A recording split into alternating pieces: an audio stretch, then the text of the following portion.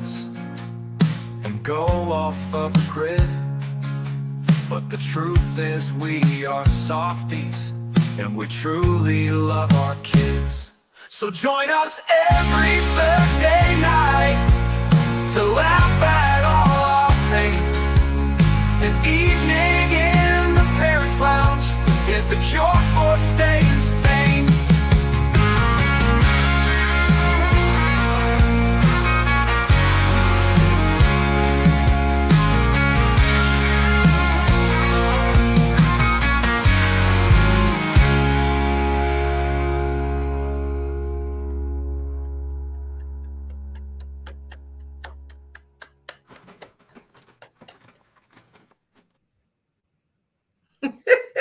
Jeff Lewis will not be here. I'm not going to say That is the weirdest thing. What happened? Honestly, So Jeff well, does it's the show Halloween. Jeff does our shows once in a while, and he gave me shit about not being in the opening credits. So then I just added him and I left it.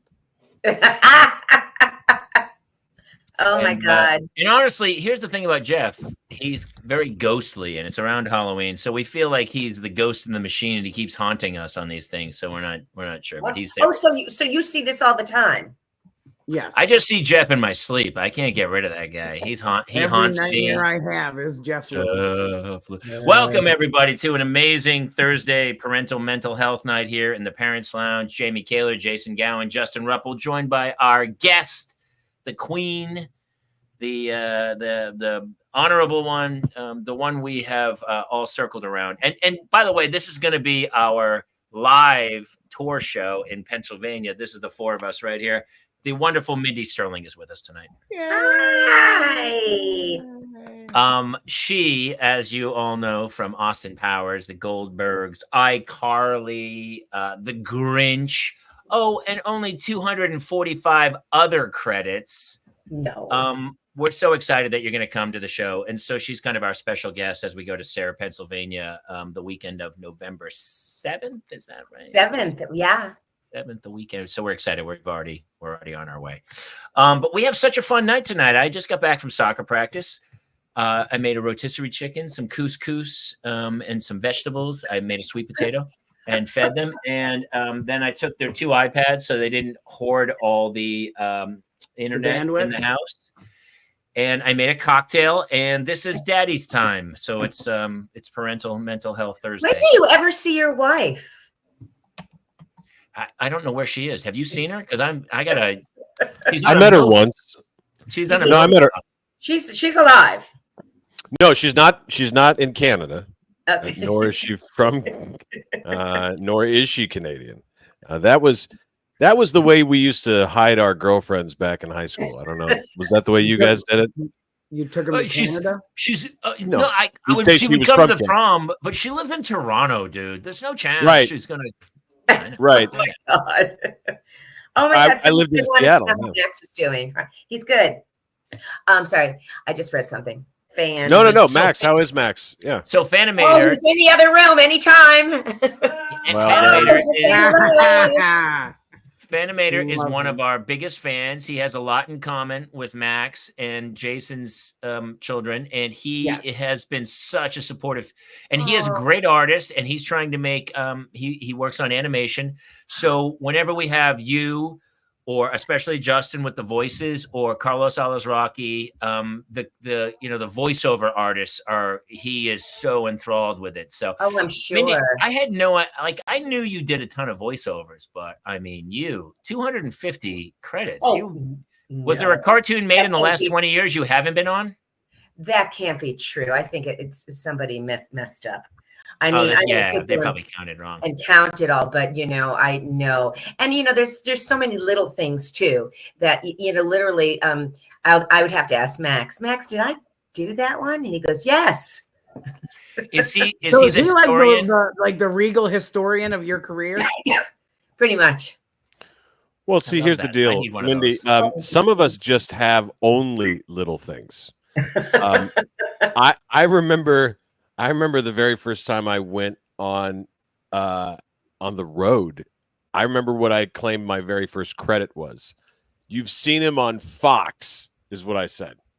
Oh, because I was too embarrassed to say it was You saw him. What is it? What is it?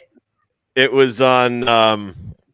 Oh man, what was the daytime talk shows? Now I can't even remember. I'm so embarrassed. But it was by on Fox.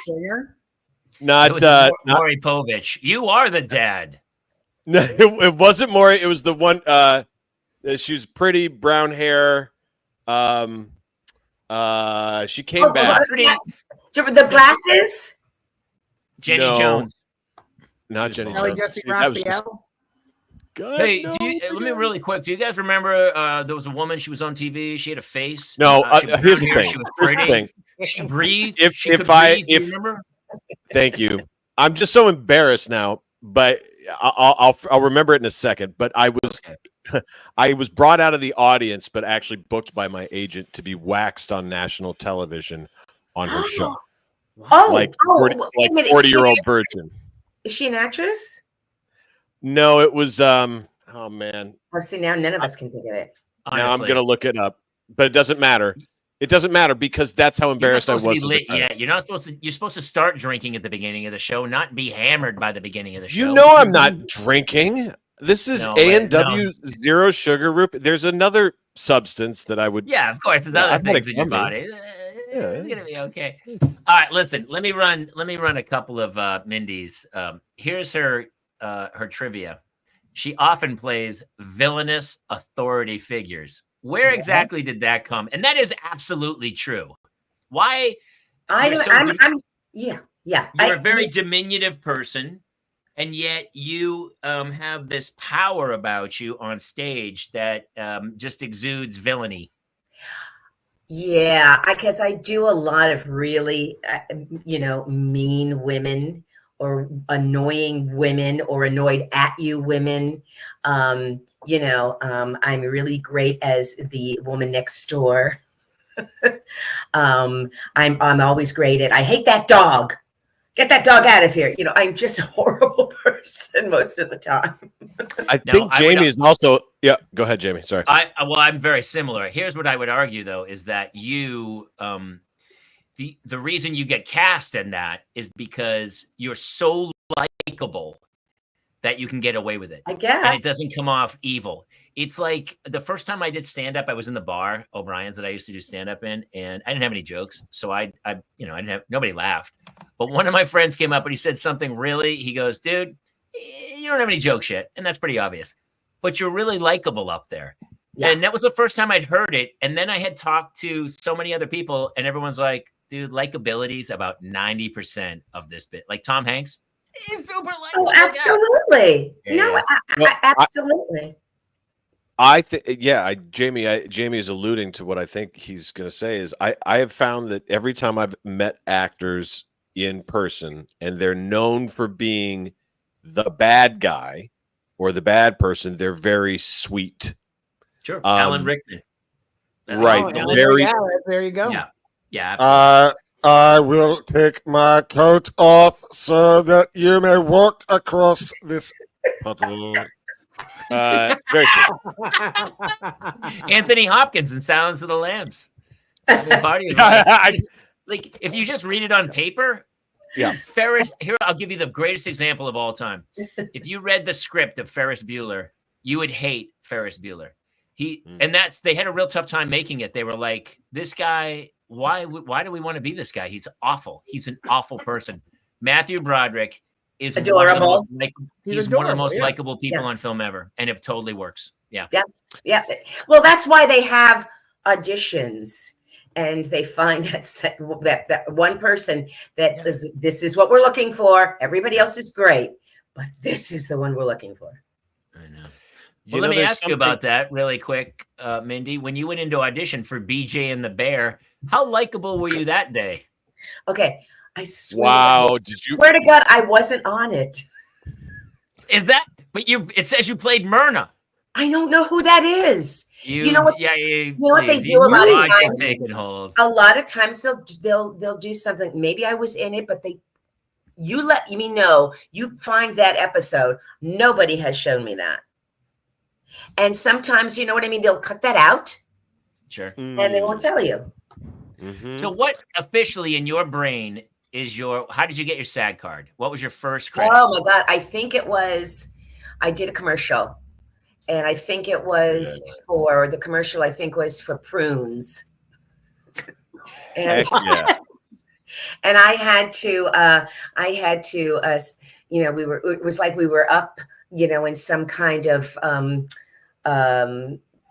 like the valley, you know, we were up from the valley. The valley's down here. And I don't know, we were eating them and talking about how great these were or something. It was really, really weird. And I remember that, you know, the director kept going, you know, we do have some buckets and things, so you can throw it out, you know, after you eat it. I mean, and blah, blah, blah. And I'm like, I'm fine. I love this stuff. And then I didn't realize, oh, it's going to happen later. That's funny. But I think I want to say, and I could be wrong because it was so long ago, but I think that was one of the ways of getting it. Do you remember what your first TV show was? Like, I remember I got my SAG card in a SeaWorld commercial. Oh, really? It was a very, Play, you don't know like this? guy It's that gets online. cash number It's online 4. somewhere. It was the first audition I ever went on.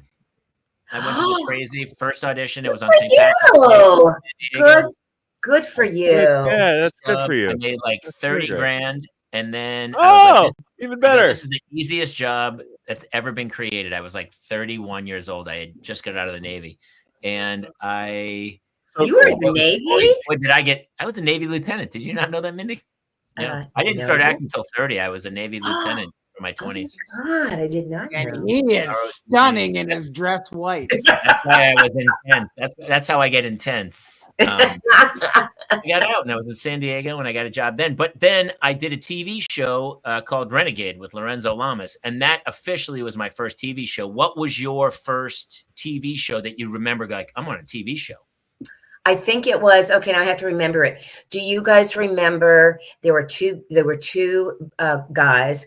One of them, he talked like this, you know, he was from another country. Perfect. Perfect Stranger. Yes. With Bronson Pinchot. Yeah, of course. Balky Baltakamus was the character's name. Yes. It was him, Justin? Him and Mark Lindbergh. Don't be ridiculous. Cousin Larry, cousin. I came over from Mykonos, and you know, in Mykonos, that's not how they do it in Mykonos. There it is. That's it. I loved that show dearly. I love show. Yes. Yeah. Who do you remember? Oh my God, these were the days where you had, you know, 2 or 3 words to say or whatever. I remember those. Which is, by the way, way harder. It's way harder to say one line in a show than it is to be like involved in the scene. It's nerve-wracking by far. Yeah. They were coming in. I was the hostess, and there was a lot of no, don't move over there. Just really easy. He was trying to make it really easy for me, and it was very confusing. But I think it was something like right this way. I mean, you know, something that anybody in the world could do, and so it was something like that. Yeah. Now, Justin, I didn't know this. This is going to be a bombshell for you right now. Mindy's dad was Shecky Green's comedy partner. What? That's true, right? Yeah. Dick Sterling. Wow. My father's name was Dick Sterling, and he they were great name, by the way. Partners. Great. What? Dick Sterling might be the greatest name. I have to be honest. I just have to stop the podcast right here and just say hi. Hi, my name is Dick Sterling. Yes. I mean, and I am exactly what my name says. Well, you know, in like school, they would always say Sterling, Dick. Yeah. Sterling. Oh, Sterling, Dick. I didn't even think about that. Yeah. Sterling Dick. Well, his name was Richard. His name was Richard. Yes. Yes. Okay. But I would go by Dick as well if my last name was Sterling. Yeah. It would be the only time I would change it from Richard to Dick. Yeah. Oh yeah. And he was he played, so my father had the most incredible voice. He was a singer, incredible, and very, very, very baritone when he spoke, and blah blah blah blah. And so I had it right there. Yeah. You did. It was creepy. And then Shecky was kind of supposed to be the funny one. And my dad was he was the straight man who had a beautiful voice. Well, and so did Shecky. So, Well, he but was Dean Martin. He was basically Dean Martin and Lewis. Sort of. Martin and Lewis. My Yeah. dad was, yeah, but my dad is more, is more quirkier than, and so they went, this was like when I was really little, and they worked a lot, and then Shecky wanted to move on and do some bigger stuff, because they were just doing, I guess, just the Catskill thing and blah, blah, blah. And he really wanted my dad to go with him, but my dad had two little girls, a boy and a girl, and he didn't want to leave. And so then he ended up going, and he was, oh my God, what's his name? Sammy Shore. Sammy Sammy Davis Shore. Thank you. Sammy Shore. Yeah. Sammy Shore. And they were hooked up. And then after a while, my dad just ended up going, he stayed in Florida and just doing his own stuff. So he would do stuff on the beach. He would do, places where they'd have condominiums and they would have, this kind of stuff. He worked like that, like all the time. And never had any money. What? I just drove to Palm Springs yesterday, played golf with Dr. Ruppel down there, and then did a 55 and over community, and it was awesome. Really? I wonder how it went. I forgot to ask you. Well, I'm a really old dude with a young kid, and so I do a show for all these 55 and over community. By the way, those communities are amazing. Giant pool, they're on a golf course. It's like a party. It's like these. That's the money. Yeah. So my act is perfect for them, but it was super fun. So I totally get what your dad is doing, but I mean, to raise two kids that way, that's a tricky situation back in those days. He did. Yeah. Yes. Go on. I also have to just chime in that your dad to have an influence on one of the most famous and most influential comedians of all time, and then not to shine you too much, but talent rises, because you're saying your dad was all right. Look, he lived paycheck to paycheck. He raised his two girls, but he boy and a girl. He raised another entertainer who ends up taking the baton. And for years, people have always asked everybody in this podcast here, hey, is funny something that is transmittable? Is it something?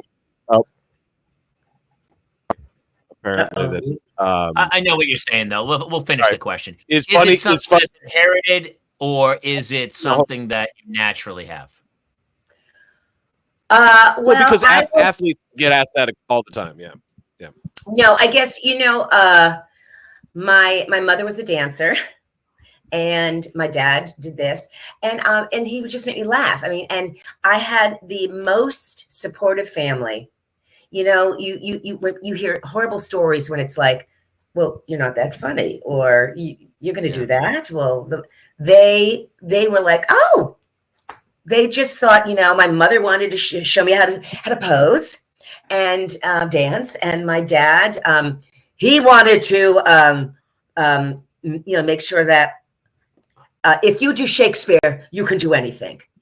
And at 13, he made me do Shakespeare. Some woman came over once, a week on a Saturday, and I can't stand Shakespeare. It's not, I don't understand it. I don't care for it. It's not real to me. And it's very poetic, and I'm not a poetic person. And, I never would have anything prepared and blah, blah. And the woman finally said, you don't really want to be here, do you? And I went, well, no, I just want to do this. But she goes, well, then why don't you just say something? Does it? My God, it's my dad. He'll be so mad at me. And she goes, I'll handle him. And he's so right. Mm-hmm. Like, I feel the same as you, though. I didn't love it. I didn't love Shakespeare. And when I hear Shakespeare in an American accent, I can't stand it. Mm-hmm. I only like it in the English prose or whatever. It's hard. Yeah, I just didn't pick up on it. I didn't care for it. And at 13, I just wanted to go out, by my house and see all my friends and walk around the streets. So And you grew up here in LA. Poison drinking for my taste. There's a lot of poison drinking. So you grew up here in LA. No, I grew up in Miami, Florida. Oh, really? Oh my Yeah. God. I didn't Miami, know that. Florida. I was there like really young. I was born in How'd you New get Jersey. to LA then? I left with my boyfriend at the time, my very first boyfriend. He was gonna come to LA and get things situated, and then I was gonna come. And this is what we were gonna do: is try to, get a career. And that didn't work out with him and I. And I did a lot of theater when I first got there. I was like 22, 23. And that was Harrison Ford, right? Is that who's the boyfriend? Yeah, oh yeah, Is that Harrison of course, yes. So the Hey, Mindy, let's get the hell out of here. Go to Los Angeles. Or maybe it was who came from? Actually, from Miami, it would have been like Armand Asante. I don't know who that is. Who is that? He's from Hoffa. Armand Asante was like the most beautiful Cuban guy. No, nobody Armand Asante. No, maybe I didn't have him in my repertoire. I apologize. What about who else would have been? Okay. Andy All Garcia. It would have been Pacino with Scarface. Maybe it would have been Scarface. Yeah. Looking like a loser. Sorry. What the? I don't know. No idea. I thought you grew up out here. You grew up in Miami, and you came out. Where's that boyfriend now? What's he doing? He's dead. He's married and second marriage, and he lives in Vegas. You dodged a bullet there, didn't you? That guy. Woo! Can you imagine if we all ended up with the first person we ever dated? I know, right? Think Think of you guys- who did you all lose? still- Who did you lose your virginity to? I mean, I can say the name. I was 16. She was 16. We were both in high school. And then as soon as I lost it, Congrats. I'm was still good. waiting. which is weird because he had None of 3 those kids. children are you. All immaculate. Look, conception. all Actually, babies look she's like great. me. There's no She's paper still- trail. She's still back around my hometown. She's a wonderful person, and she was great. It was just like, yeah. I was about to turn 18, Mindy, and I was the only friend I knew that hadn't lost their virginity. So I called a girl that was like, we kind of had a friends with benefits thing. Right. And I was like, hey, in a week here, I'm about to turn 18 and I can't go out like this. Aww. Oh, my parents are out of town. I was like, thank you. And So I remember you- the transaction you- like that. You applied for benefits. You didn't have benefits I did. yet. You No, were no, friends no. who were about to apply for benefits. I had an HMO. Yeah, an HMO. There was a copay. Luckily, There was a copay. She was in network, which worked out. She was.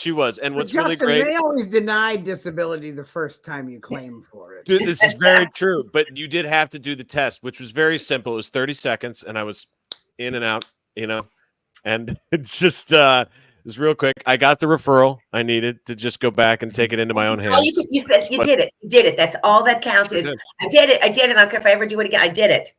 Yep. I don't. I feel bad for her because I'm sure it was not great, but Yeah. I don't think it was for anybody at a young age. It was the Fast and Furious. I Vin Dieseled it. Fast and Furious, baby. Wow. Wait, hold on. Wait. For those 10 seconds or less, I'm free. Oh my I God. will tell you, It as soon fits as perfectly. Just as you're soon as scaring I- me. eclipse that moment, I was like, I need to get back to that moment. That I think that's what we chased for the applying for benefits. Narcolepsy, we missed you, buddy. But it was a friendly, dedictable. There's It was just- my level of insurance was sterling dedictable. Oh. There you go. We're on fire. This, by the way, I want to stop right here and remind everybody watching that the 4 of us will all be together November 8th and 9th in Sayre, 2 weeks from Pennsylvania. today. People have already bought tickets from Ohio. They're coming in from Wow. Jersey. They're coming in from. Now these are people mostly they know your stuff. They're there for your They do. following. and then bringing other people in to, like, yeah, but there's other things going on. So that's pretty great though, saying that about. It's our 4th year there.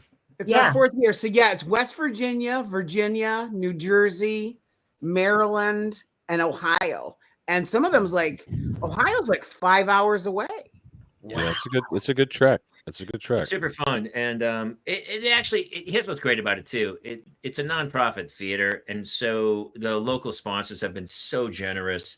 And you know what's funny? We talk about this all the time. How people like you got to have a TikTok account, an Instagram account, because you want to reach the whole world, which is great if you are McDonald's or somebody around the world. But most businesses in these small towns are like they're. Why are they trying to reach the whole world? It's like a florist shop in Pennsylvania. So what they do is they help sponsor this thing and they support this local community event at this local theater, and they help keep the theater going. And what do they do? Are they doing any shows now? They do them when they can, but there's not a lot of revenue coming in. So this show really, it helps the lights on. Keep going. Wow. Yeah. So we're doing a good thing, and the town, Jamie, I think you've said it best. The show we're about to do in 2 weeks is not just a comedy show. It's a community event because they all kind of come out for it. Yeah. Well, I mean, I can't believe they do, but it's super fun. But yeah. Well, it's also, not to give ourselves too much credit, because we enjoy it, not as if it's philanthropic, but more as if it's like it is the best show Jamie and I get to do all year, because it is it's very fun, and it's reactive, and everybody there is excited to be there, and that's not always the case in your touring life. So that's really fun. Do you work with the audience a lot? They are totally capable of not only being part of it, but a lot of the audience members are people who are watching right now, and so they've been waiting to so they've been waiting to ask these questions live. What kind of show do you do? It's a puppet show. It's a giant puppet show. Actually, this year in some places it will be. I'm going to do some burlesque if they let me. Yeah. I mime. I do some mime, and then I just do open monologues, like very dramatic. I do some James Joyce poems and stuff. I do a 15. More importantly, Mindy was on the Larry Sanders Show as a writer, and that's one of my favorite shows. I'll tell you how I got that too. I was, I've been with the Groundlings, and for those of you who don't know what that is, it's a huge theater. They do improv, they do sketch comedy, and it's been going on since early 70s. And a lot of wonderful, famous people have come from there. So definitely look it up. Basically, every famous person in comedy over the last 50 years. Just about. Yeah, came from the ground. And but so I was teaching a class, and there was this lovely, lovely woman, and she was very sweet, and she just thought I was really funny, and she liked what I did, and blah, blah, blah. Anyway, it came out that her boyfriend was, what's his name? Larry Sanders. Yes. Gary Shandling. Gary Shandling. Thank you, Gary Shandling. Wow. And she said, "Oh yeah, he's doing this show. Oh my God, I would love it. I would love for him to meet you." And And I knew who he was, so I was like, "Oh my God, oh my God, oh God." So anyway, I ended up meeting him, and I'm sure she probably went, "Please give her something for it." So I think I did maybe 3 shows where I was the writer. I was like, they had the 2 guys who were, they were much more involved. And then I think they just threw me in. So, and I was blonde and blah, blah, blah. But I got to do like maybe 2 or 3 episodes. And then for some reason, they just didn't want to use me anymore. But it was like, what a lovely thing to do. It's like, I'm going to tell my boyfriend about you, and he's going to put you in the show. Is was her first name Sarah? No, it was Linda. Oh, it's a different. Then he dated Sarah later. Gary Shandling is one of my favorite stand-up comics of all time. Me too. The Larry Sanders Show is the reason we have the new style of comedy. It Yes. changed television for sure. As they now refer it as the single cam form of comedy. He created that. That's and amazing. it was the first time. It was kind of like a dipping all of our audience's toes into it's okay to not have a laugh track. Yes. Oh, And it still be that funny. And Gary, I know, Larry. he had so much courage to know, hey, I'm just going to sit here and the audience at home is going to laugh. And he made himself the punchline. But he's doing Johnny Carson to a very strong degree because he had guessed. Oh yeah, Tonight Show many times, dude. That guy wrote Sanford and Son episodes. Gary Shandling's one of the funniest. Gary Shandling wrote Sanford and Son episodes. Yeah, he was a huge writer. And then he did stand up, and people couldn't believe it. They went and saw him, and they were like, "Well, he's just winging that. That was crazy." And then they went the next night. It was verbatim. He was that kind of a writer. He's arguably one of the greatest stand-ups who's ever lived. I mean, that guy is one of my favorites of all time, Gary Shandling, for sure. Yeah. That show with Rip Torn and Jeffrey Tambor, you could go back and watch it right now. You could watch it straight through. I watch it once a year. Yeah, it's so because good. It is so every bit of that, Mindy, is and you know this from your history, the character definition in every single episode and every single character. Rip's character of that guy. Brilliant. I'll go ahead and tell him. I'll get in there. And then brilliant. But then all right, it says applesauce. No, it doesn't. This is applause. Hey now. And then every character had who they presented and then who they really were. Yes. I had never seen that in comedy ever. And one of the things I wanted to ask is, looking back at all the people you've worked with and who you trained with, this is kind of a weird one to ask. You have now seen the ones who popped and the ones who didn't. Do you see what maybe the little through line was to the people who did, the Phil Hartmans, the ones that you're like, from the, he took a while to get recognized for his talent. He, other friends of his went before. What do you think the through line was? Could you see any of that?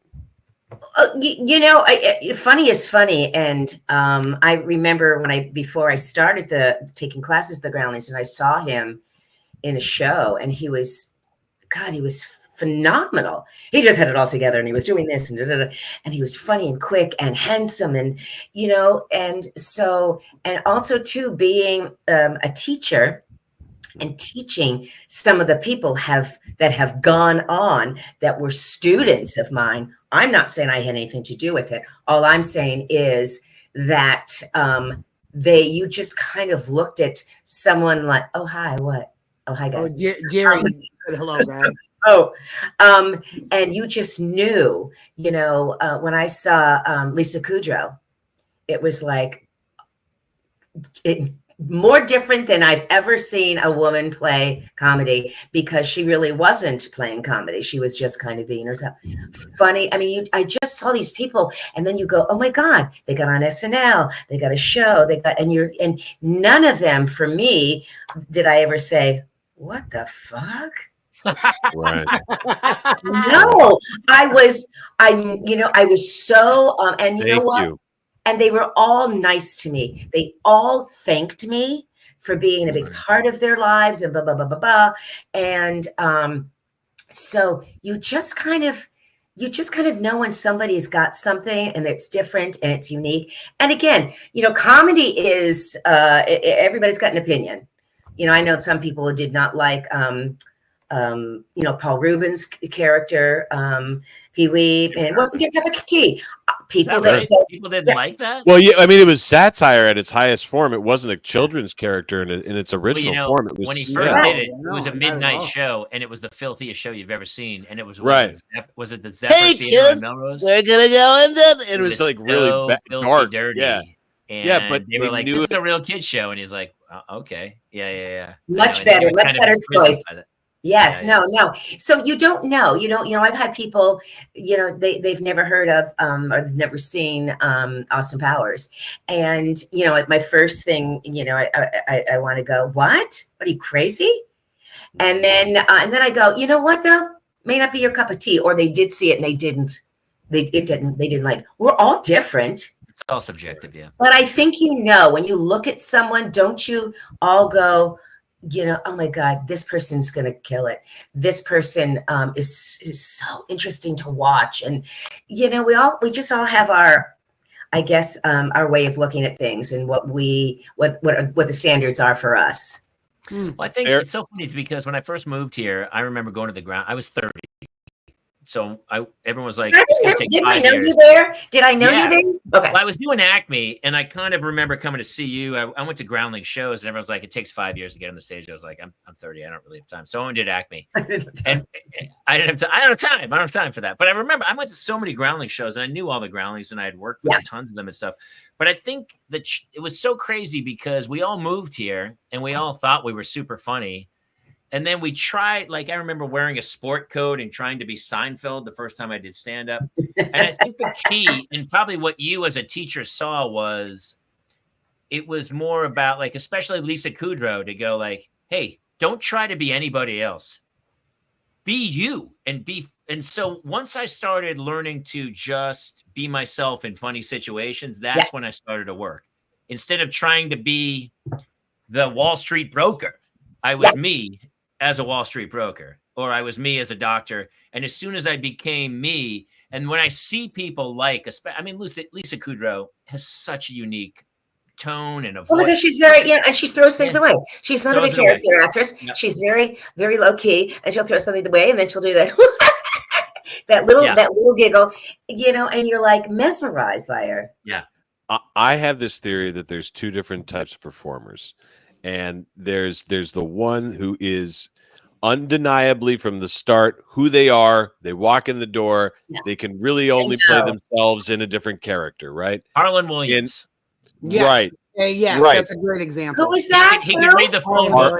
Harlan Williams. He can read the phone book. Dave Keckner. Harlan Williams is that voice. Yeah. Really anyway, okay. Yeah. So there's whereas Mike Myers, and I think Mike Myers is an unbelievable actor, and he gets lost in these parts, even though it's kind of a goofy, sketchy character. He's lost in it, and he can do that. And that was more the Groundlings. I felt like the Groundlings, especially you, Mindy. You do so many different characters, and I always thought I was that guy, and I was going to do characters. And I got here, and I saw people like Phil Hartman. I was like, oh no, I'm going to be Jamie for pretty much everything. Here's what I think is really cool. I think it's really cool, and Jamie, you pointed to, is that in the beginning I thought there was just the two, and you had to be one of the two. But in your early years, if you're the type that is, you fall into all these characters and you do impressions and you're everybody, but you're not yourself. Yeah. Later on, once you get recognized for that, if you stick with it, you get to do some time where you're like, you know what? I'm going to discover myself and do some serious stuff or some stuff that changes you.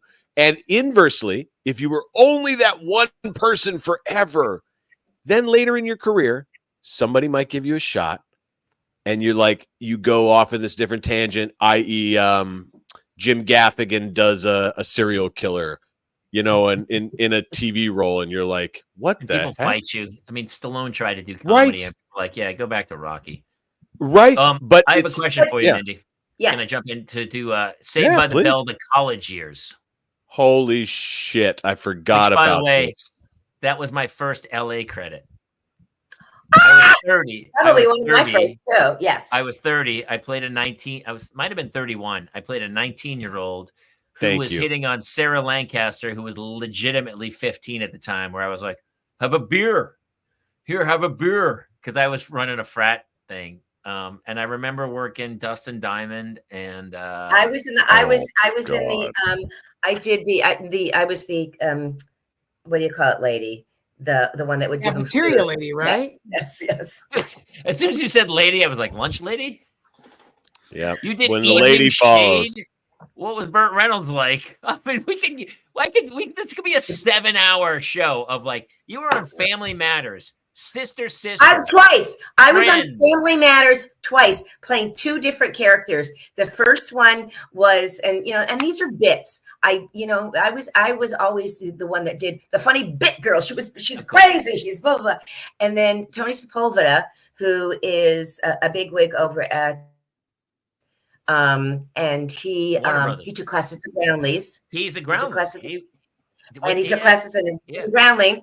And then he brought me in again to do another part. And I went, you do know that I've already done this before. And he goes, that doesn't matter. They won't know. Hold up. Mindy, I'm sorry. I'm sorry. It was another character I did. Mindy. Yes. I think Mindy. Yes. I think you know this. I'm now going to have to make this tomorrow into my big TikTok because the show you mentioned earlier, Perfect Strangers, is the show that gave birth to Family Matters. That's true. Family Matters is actually a spinoff. The elevator operator in Perfect Strangers is the mother of the family in Family Matters. The show was supposed to be about her trying to work for the Daily Planet or the Chicago Tribune or whatever it was. Yeah, Chicago Tribune. That's what it was. And then she gets fired. And so now her cop husband and her have to raise their kids. And Steve Urkel stole the show in the first episode. Yeah. And so you eventually, what you're telling me here is you came on to Family Matters, a show that exists in the same universe, and played two characters. There are 3 Mindys in the Perfect Stranger verse. Yeah. Oh my God. Well, isn't that just odd? It goes deeper because this is my life. Family Matters exists in the Full House and Perfect Strangers and step by universe. step because they also step by step. That's true. Wow. So much like you can tell the 90s babies very clearly right now. Much like you were just mentioning how now I'm only calling her Phoebe because my head is working in that way. Lisa, remember, Lisa Kudrow, discovered in Monk's Diner and then played in Friends where her twin sister, but was also in Taxi. In an episode. By the way, Lisa Kudrow also, and I'm sure Minnie knows this, she was the original Roz in Frasier, and she was fired. That's right. They picked it up without her, and she was like dead. Which, by the way, she was just crushed.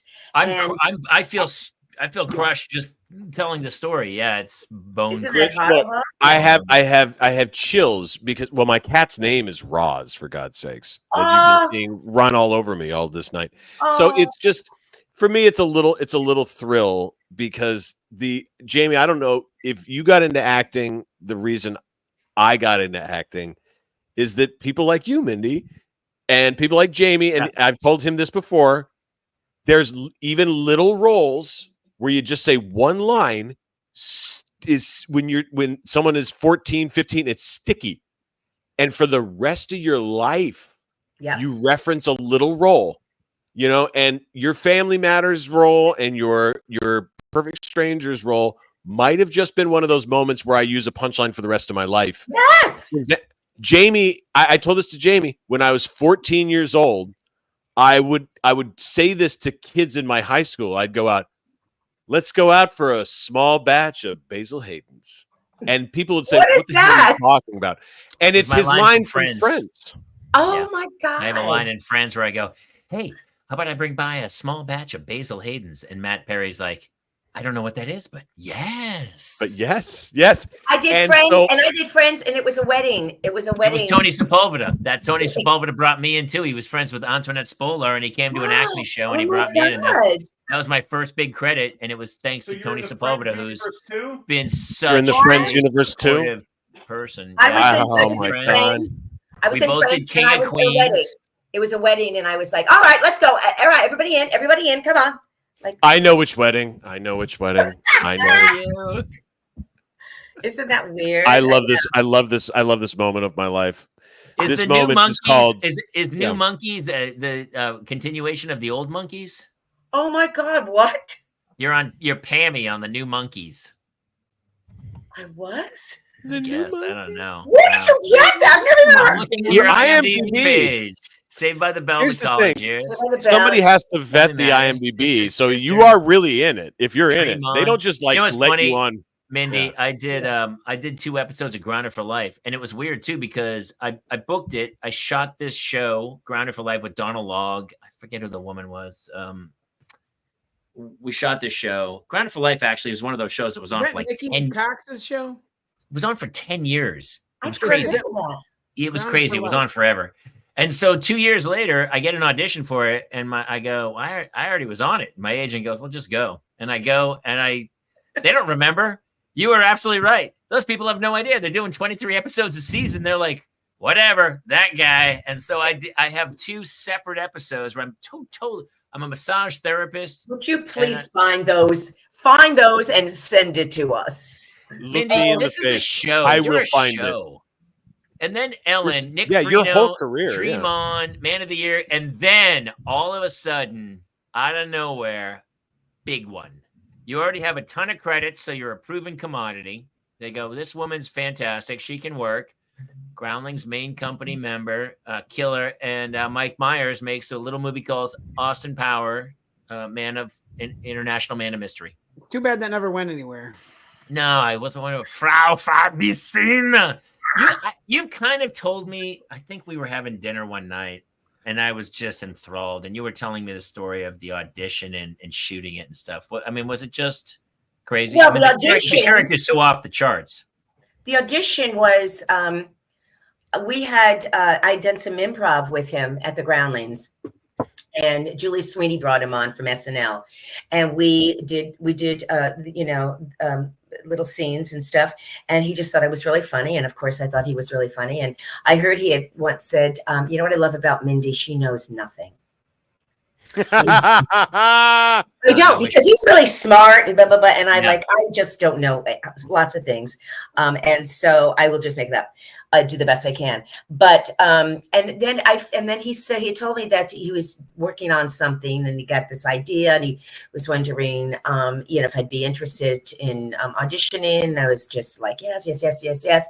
So I remember getting the script and then just laughing out loud, because I don't laugh out loud at scripts. I don't know about you. I barely read scripts. It's too much reading for me. And so I know. I'm a handful. And so I remember going, and it was actually right near where I live, which is in Santa Monica. And I remember walking, and I was trying to look, like what I thought she would look like or whatever. And I went in, and I'm sitting across the table, and Jay, who is the Jay Roach. Yes, Jay Roach, the director. And so we tried to do some stuff, and I read the things, and he goes, "Great, put it down and just kind of play with it." And it was the scene where I'm talking about the you eat the cereal, and and the Lucky Charms. Yes, the Lucky Charms, and the kids, they like it. They think it's they think it's like candy, but it's not. And I did that. And then I remember Mike coming in, just saying hi, and then he went out, and then I left, and all I kept thinking was, I sucked. I don't know what I'm doing, which is like almost everything I do. It's like, I'm horrible. Oh God, why did I do this, or why didn't blah blah blah blah? And then I, and there were other people there, and I was a nobody. Nobody knew who I was. So that took to. I don't know how much Jay and Mike said, you gotta take her. She's amazing and great, blah blah blah. But narcolepsy to this. All lies. Yeah. And then I just got it, and I was like, what? And look at the people I was working with. It was incredible. Yeah, it was absolutely incredible. I will never ever forget it. I am so grateful for the Groundlings and for him, that gave me this opportunity to move my life up and be, finding new things. But the And funny also, thing is, you had this amazing relationship with Rob Lowe. I guess you guys dated for quite an extensive period of time, and it was a wonderful kismet between you and Rob Lowe. Is that not? Is Her he face number is one? He's saying number one on that, either right? that didn't go that well, or she Her had face time is to not saying yes and Jamie. I'm he hearing was no, but he was very. He and Mike are very close. So they pretty much, he was on. They talked a lot or did stuff. So I was my own business. I was friends with Seth Green, which was great. And so it was I've done Robot Chicken. I did Robot Chicken with Seth. He's Yes. arguably one of the nicest people I've ever met in this town. He's so real. Do you know that he has a baby? with Claire? Yeah. Wow, she's- Claire's awesome. She's got to be like maybe two now or something. Oh my I god! did I not know, know. isn't she I fabulous? I love I Claire. didn't even know. Here's Yeah. how great Seth Love Green. I've Claire. told this before. He's the nicest. And so in this town, people go, hey, I'm going to use you. We're going to do this thing. And they're full of blue. Yes. Oh, yes. And they're garbage. So I was shooting this thing, and his girlfriend at the time, this was many, many, many years ago, was on that. And we were talking, and I was doing some crazy voices. And he goes, hey, man, I'm doing this stop motion animation thing. Could you come do some voices in my garage? And I go, yeah. Okay. And so I go up on the hill one day and I do these. He's in a little garage and he's just saying, I'm in a little booth doing voices, and I do the Robot Chicken voice of the bloopers host of like, come stick around for some crazy bloopers. And he goes, hey man, thanks so much. That was really cool. If anything ever happens, I'll call you. And I go, okay, see you later. 5 years. I don't talk to him. I don't see him. Nothing for years. Out of nowhere, I get this phone call from a number I don't recognize, but it's LA. And it was back in the days when you still were like, okay, whatever. It was like an 818. Right. I pick it up and it's like, and he goes, Jamie? And I go, yeah. Seth Green here. Hey, listen, that crazy thing we did in the garage 5 years ago, it got picked up. It's called Robot Chicken. Could you come back and do the voice again? I go, yeah. Same garage. Which, by the way, most people would have just called. They wouldn't have done that. They would have gone to. You need to get him on this show because He's now the he's a child. nicest. He is the loveliest, the nicest. He's the best. He's just. Mindy, And you're right.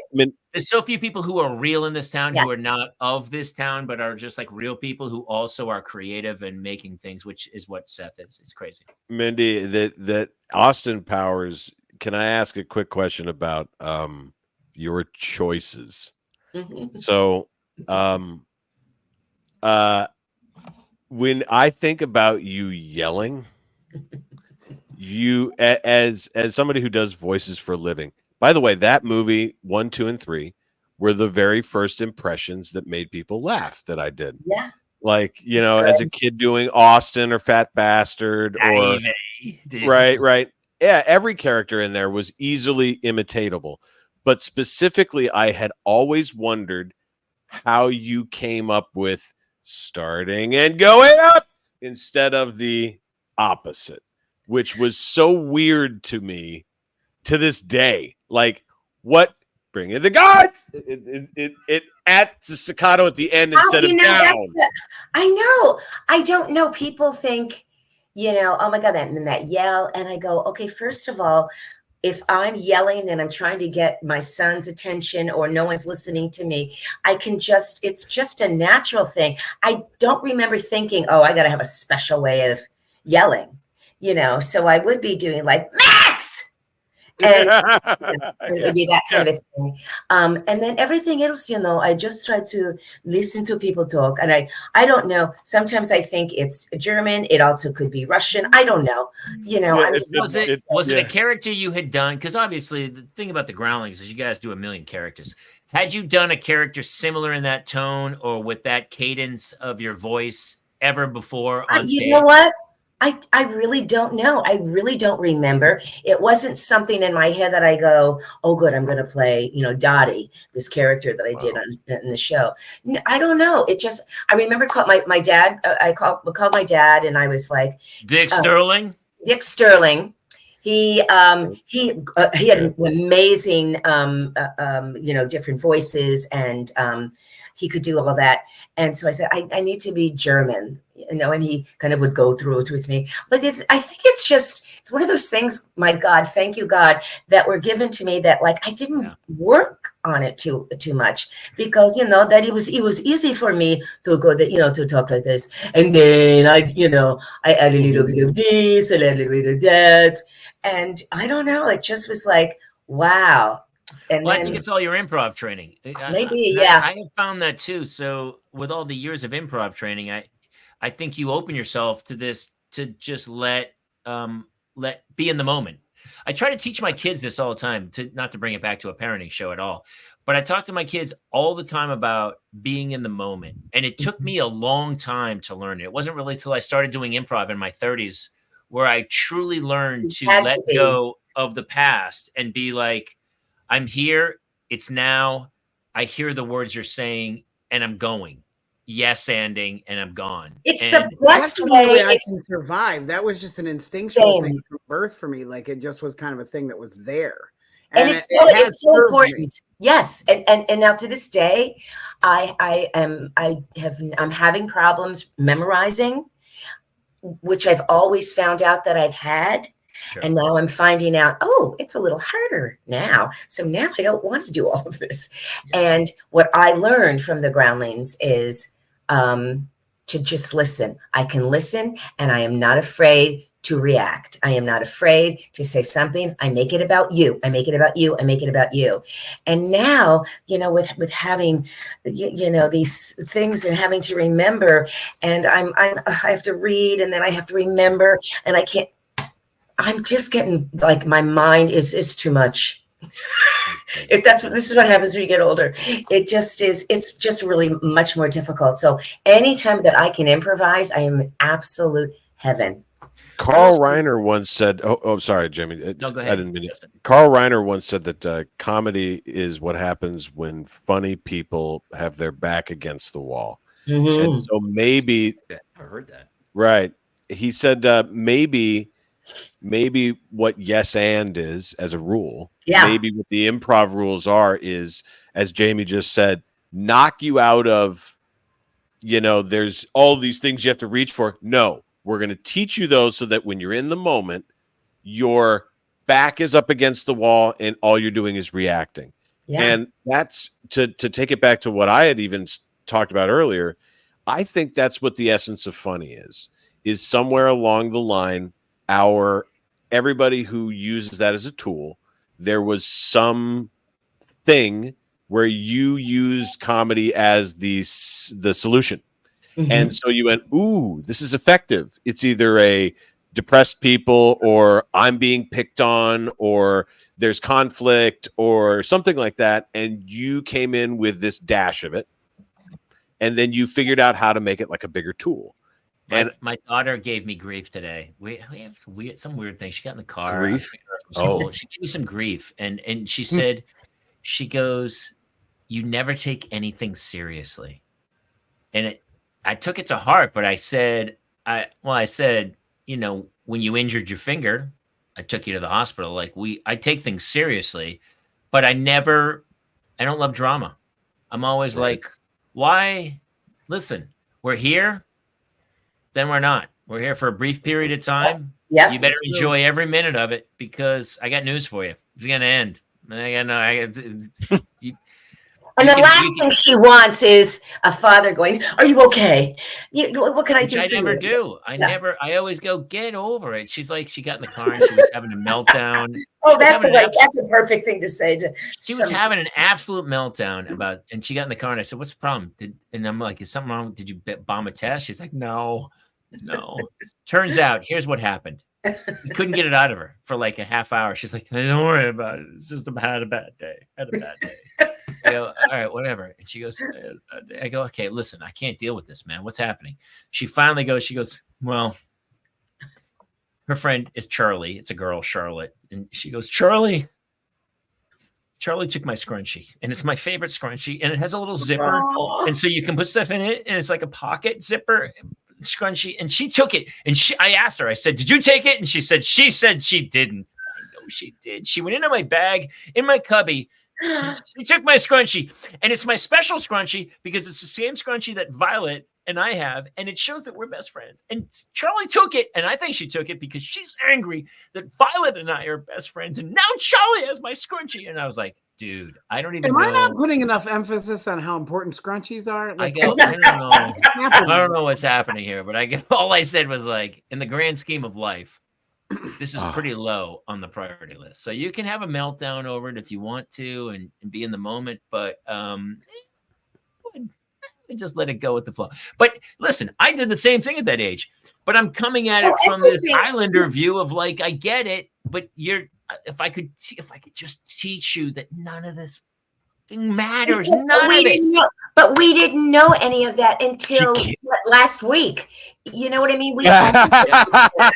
Yeah, I don't even think we knew it last week. I didn't know it. And at that age, are you kidding me? Yeah.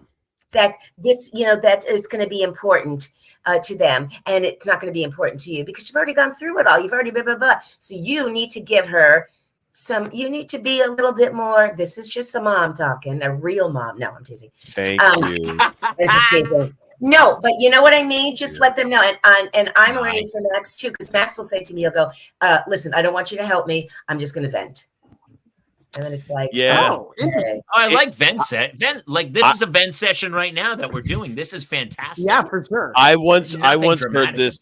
I once heard this said to me because I get really I've late diagnosed in life that I have ADHD, and me too. One of the things I found out is you never had to tell us that. We knew it from minute one. I knew it. I knew it. I knew I had it. The Bear episode alone shows it off. There's no way. One of the things that my therapist had to tell me after like 6 months, he stopped me and said, "Listen, I'm noticing a pattern. The things that upset you seem to be the same thing every time. Somebody says something and it is unjust and unfair, and it's a little thing, but they keep getting away with it, and you can't take that." And I'm like, right. And he goes, okay, that's ADHD.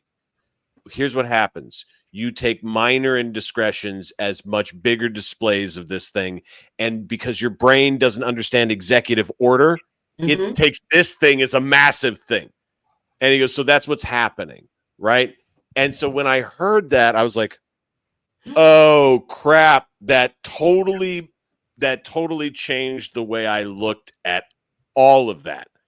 And what Jamie just said there is, somebody said to me once, if you reinstall the software on a computer and it's never seen any other attacks before, Right. the very first software attack that comes at it is a meltdown. Oh my God. But just as Jamie said, oh no, that was just a little malware. That's not a big attack. But if you reset the software, an 8-year-old's like, holy shit, the scrunchie's gone. Where we as human beings don't know. She's not a woman yet, and the hormones are starting to rage. How old is she? Yeah. 11. Yeah. Oh, you just wait. Oh, I know. I've heard the whole story. Girls, I cannot. Girls are crazy. I mean, hormonal and boys and hair and my friends, they don't care about me anymore. We are so. What were you like? He's got two. What were you like at like 14 and 15 years old? Well, I was shy, believe it or not. I was shy. I can see that. Really? I can see that. I was definitely shy. And my daughter is. Sure. I was funny, but no, I just wanted to be alone, and I don't remember having those moments because it was just too long ago to remember. So, nothing like I think I was just probably a normal person, but I was very shy, so I didn't get as involved or didn't ask the questions, or I was like, okay, it's okay, you can step all over me.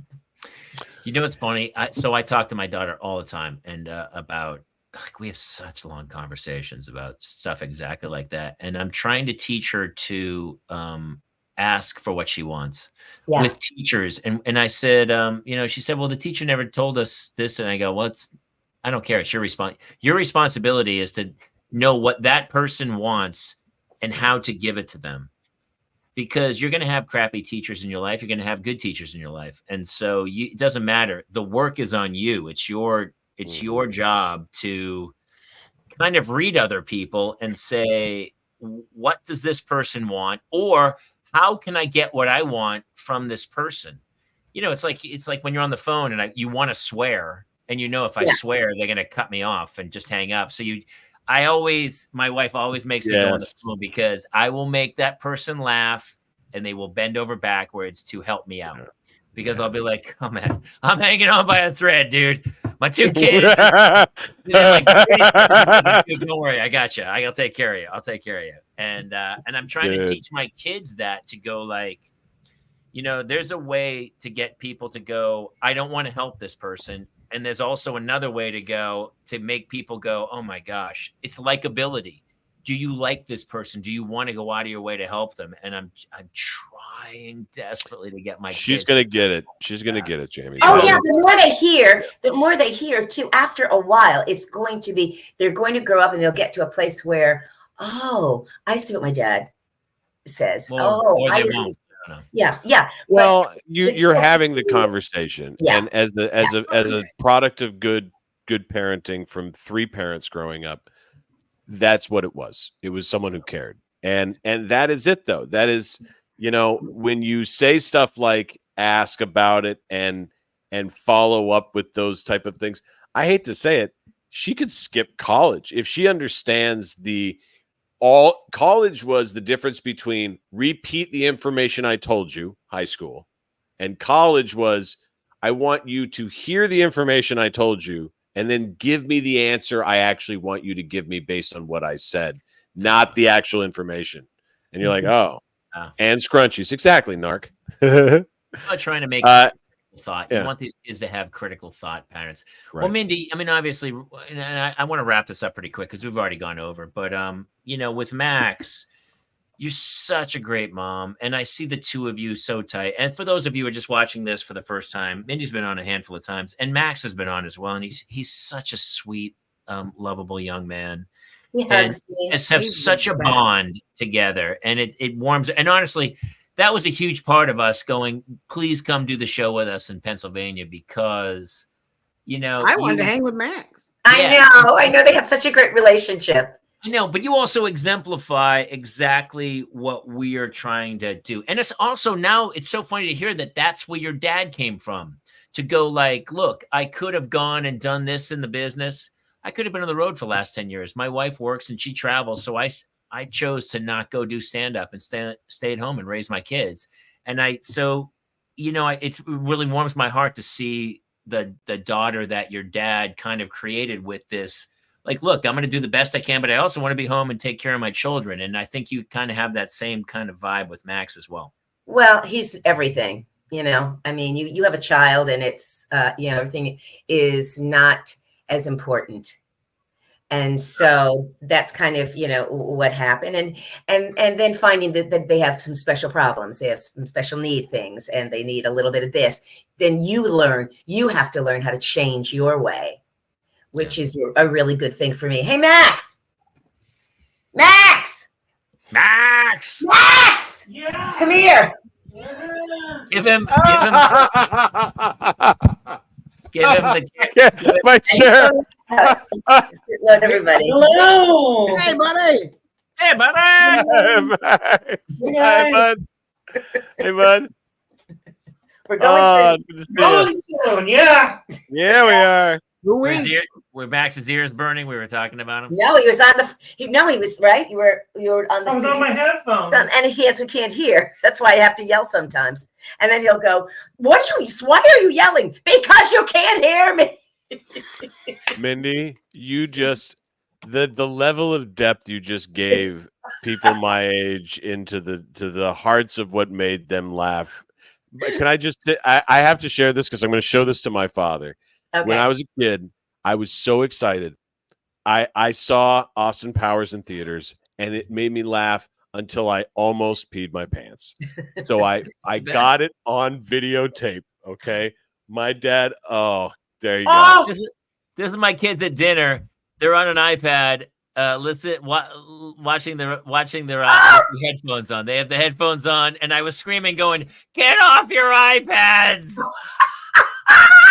And they're both on their iPads. God, eating dinner. I love That's my that. children. I love the towel / I headphones. know. on. I put the towel on her head What after the is shower that? after soccer, and then put the headphones on. So Oh my God. so when you're a kid, you want your parents to love your humor so much. Oh, You God, want yes. when you find that you laugh at their stuff, but when you find something that makes you laugh from the gut, you get really excited. So I rented Austin Powers and it came out on tape, right?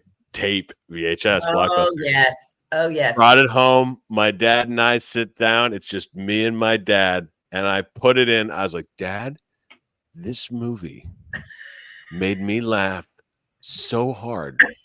Prepare yourself. And he goes, all right. We had a bowl of popcorn. Oh, He puts it on. You know the first 4 minutes of the movie. And then it goes to Quincy Jones's, Bossa Nova. right. Do. And it's the dance scene. The first 7 seconds of the dance scene where he kicks his heels up and it says Austin Powers, he goes, nope. And he gets up and he walks out. He walks out of the living room. Funny. And 13-year-old me is like, what are you doing? And he Oh, my God. It's great. You'll see. I can't He do it." basically He's like, took every that's so single sad. improvisational hook from every sketch of all time, where you like walk down the stairs behind the couch. I mean, he milked every joke that you could I know, possibly I get know. on it. And was he brilliant. never, It is. his dad never saw it. Well, here's what's so funny. Later on, we may or may not have enjoyed a gummy. May or may not. And we watched some of those scenes. And as an adult, he didn't remember walking out as a kid. And as an adult, he goes, why didn't you show me this when we were? And I go, I did. And he goes, this is great. And when we watched Shrek, Mindy, he goes, this Mike Myers is a genius. And I said, Dad, I'm going to slap you. He's such a good actor. Yeah. That Shrek character that you liked? It's it's fat bastard. The same guy, Dad. It was supposed to be Chris. It was supposed to be Chris Farley, and he died. Was it really? Oh, that's right. Yeah. Yes. It was Chris Farley originally. And here's what I'll say: the Love Guru, if Mindy's in it, huge success, blows up. But that's the problem. All of a sudden, Mike Myers starts making movies without Mindy. Well, He makes the Love Guru, and he doesn't bring Mindy along. And all of a sudden, it doesn't quite click. Where is your where is your little key? I mean, he has a winning Yeah, 'cause combination Vern with was in that as Mindy. well, right? Who? Which one? Vern was, Vern yes. was in Love Guru. He loved working with Vern. Yeah. Yeah.